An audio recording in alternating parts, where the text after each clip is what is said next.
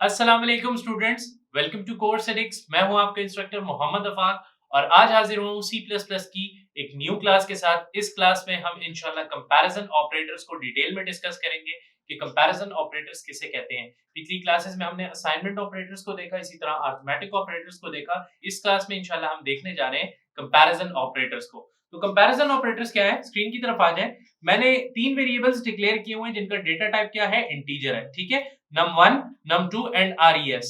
तो अगर चीज को थोड़ा सा समझ ले, देखिए जैसे हमारे पास अरिथमेटिक ऑपरेटर्स थे जिसमें हम दो नंबर्स को प्लस कर सकते थे, मल्टीप्लाई कर सकते थे, डिवाइड कर सकते थे, तो उनसे हमारे पास एक रिजल्ट आता था। ऐसे ऑपरेटर्स जिससे हमारे पास रिजल्ट या ट्रू आए या फॉल्स आए उन्हें कहा जाता है कंपैरिजन ऑपरेटर।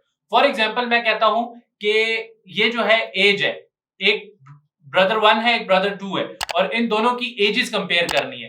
तो या हम कहते हैं कि brother 1 is elder than brother 2। ठीक है, तो या ये ट्रू होगा या फॉल्स होगा। ठीक है, इसके अलावा इसमें कोई पॉसिबिलिटी नहीं है।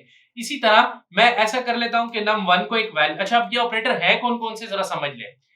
कंपैरिजन ऑपरेटर में हमारे पास आता है ग्रेटर देन, ठीक है, लेस देन, ग्रेटर देन और इक्वल टू, ठीक है, लेस देन और equal to, not equal to और इक्वल टू। ये तमाम तर हमारे पास क्या कहलाते हैं, कंपैरिजन ऑपरेटर। अब मैं आपको ये एक एक डेमोन्स्ट्रेट करके बताता हूं। सबसे पहले हम देख लेते हैं ग्रेटर देन। ठीक है, अच्छा अगर आपको स्क्रीन के ऊपर 1 नजर आए, 1 लिखा हुआ तो इट मींस ट्रू, और अगर 0 लिखा हुआ नजर आए इट मींस फॉल्स। ठीक है, तो यहां पे मैं आरईएस में एक चीज कंपेयर करता हूं। क्या कंपेयर करता हूं, सबसे पहले मैं num1 दे देता हूं 10 और num2 में दे देता हूं क्या, 20, राइट। और यहां पे मैं स्टोर करता हूं आरईएस में num1 is greater than num2। ठीक है, तो आप मुझे बताएं कि आरईएस में अगर ट्रू हुआ तो 1 स्टोर होगा और अगर फॉल्स हुआ तो 0 स्टोर होगा। तो आप मुझे बताएं कि क्या ये कंडीशन ट्रू है कि num1 की जगह पे आप लिखें 10, num1 की जगह क्या लिखे 10, ठीक है, और num2 की जगह मैं लिख लेता हूं क्या 20। आपको समझाने के लिए लिख रहा हूं, आपने ऐसे नहीं लिखना। तो क्या 10 20 से ग्रेटर है? नो, ये फॉल्स है। तो ये आपको क्या रिटर्न करेगा, ये आपको रिटर्न करेगा 0। आप जरा देखें, अब मैं जरा सी आउट करके देखता हूं, सी आउट और आरईएस। ठीक है, अगर मैंने सी आउट ना किया होता तो देखें क्या होता। यहां पे मैं लिख लेता हूं रिटर्न 0, राइट। अब आप देखें, अगर मैंने बिलफर्ज यहां पे फॉर एग्जांपल अगर मैंने इसको डिस्प्ले ही नहीं किया कुछ, ठीक है, सी आउट नहीं किया, तो देखिए यहां पे आपको स्क्रीन पे कुछ भी नजर नहीं आ रहा। क्यों? क्योंकि आपने सी आउट कुछ किया ही नहीं है। तो मैं यहां पे प्रॉपर्ली लिख लेता हूं सी आउट और आरईएस। ठीक है, यानी कि मेरे रिजल्ट डिस्प्ले कर दो। तो अब आप जरा रन करें तो आपको क्या नजर आ रहा है स्क्रीन पे, 0। क्यों? क्योंकि ये फॉल्स है।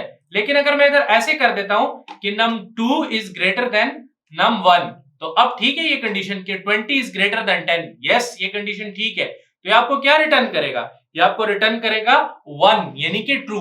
1 means true and 0 mean false, right. तो ये आपका हो गया ग्रेटर देन। अगर आप लेस देन लगाना चाहते हैं तो लेस देन लगा लें। यहाँ पे num1 is greater than num2। तो अगर मैं इसको लेस देन करता हूं तो क्या num1 लेस देन है num2 से, यानी कि 10 लेस देन है 20 से? यस, ये कंडीशन ट्रू है। तो आपको क्या रिटर्न करेगा, ये आपको 1 रिटर्न करेगा। See this, right. अब ये दो तो हमने क्लियर कर लिए। अब जरा डिस्कस कर लेते हैं ये दो जो आ जाते हैं, यानी कि ग्रेटर देन और इक्वल टू या लेस देन और इक्वल टू। मतलब क्या कि अगर मैं कहता हूं कि ग्रेटर देन और इक्वल टू, कि num1 इज ग्रेटर देन और इक्वल टू, तो इसमें से दोनों कंडीशन को चेक किया जाएगा। कोई एक भी ठीक हो गई तो ये ट्रू कंसीडर होगा। यानी कि आप पहले देखोगे कि num1 क्या ग्रेटर है num2 से, यानी कि 10 ग्रेटर है 2 से, num यानी कि 20 से, तो कंडीशन फॉल्स हो गई। आप जरा इसको गौर से देखें, हमारे पास num1 क्या है, यहां पे मैं जरा लिख लेता हूं ताकि आपको क्लियर हो जाए।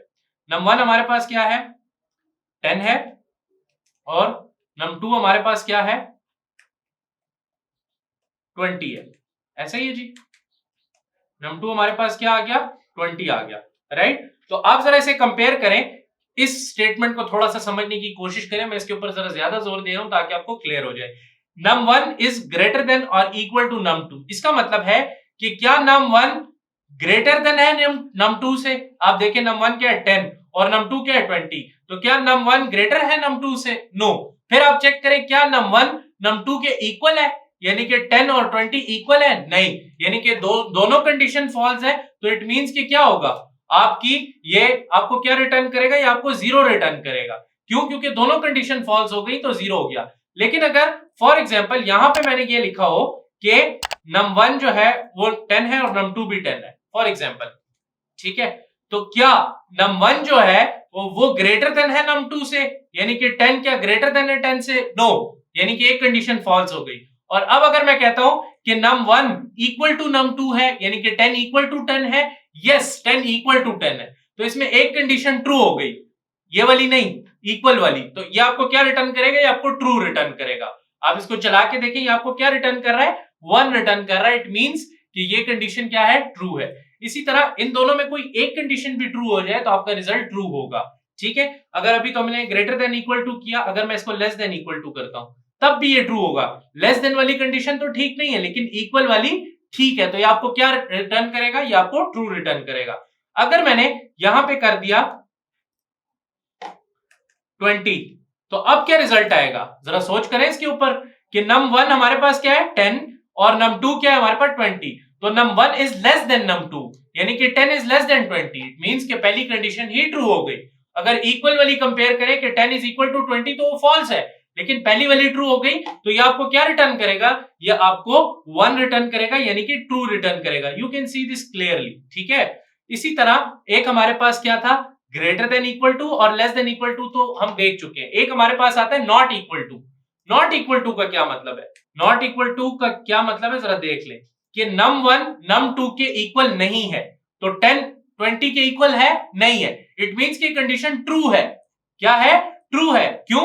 ये दो, वो कह रहा है कि ये दोनों बराबर नहीं है, तो एक्चुअल में ये दोनों बराबर नहीं है। इट मींस कि ये कंडीशन क्या हो गई आपके पास? ये ट्रू हो गई, सी दिस 1। लेकिन अगर मैं इन दोनों को बराबर कर देता हूं, ठीक है, और मैं कहता हूं num1 is not equal to num2, तो क्या ये बात सच है कि num1 10 इक्वल टू नहीं है 10 के? तो ये बात गलत है। तो ये अब आपको क्या रिटर्न करेगा? ये आपको रिटर्न करेगा 0। क्यों? क्योंकि ये फॉल्स हो गई कंडीशन, क्योंकि num1 तो num2 के बराबर है और मैं यहां क्या कह रहा हूं? num1 is not equal to num2, तो दिस इज रॉन्ग, ठीक है।